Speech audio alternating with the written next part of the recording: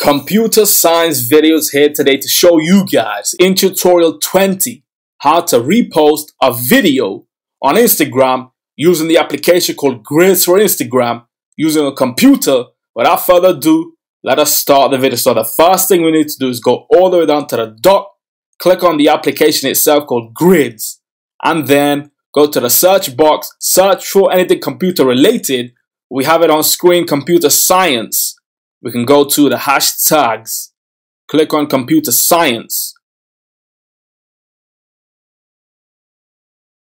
This is a video I can repost by clicking on the three dots, repost.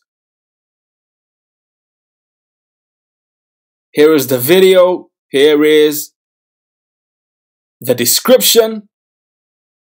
Click on any point of the video, use current, now post.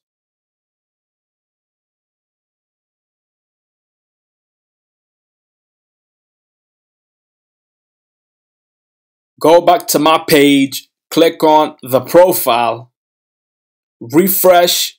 The video has now been posted to computer science videos. That's it for this video. I'll see you guys in my next tutorial. Thanks for now.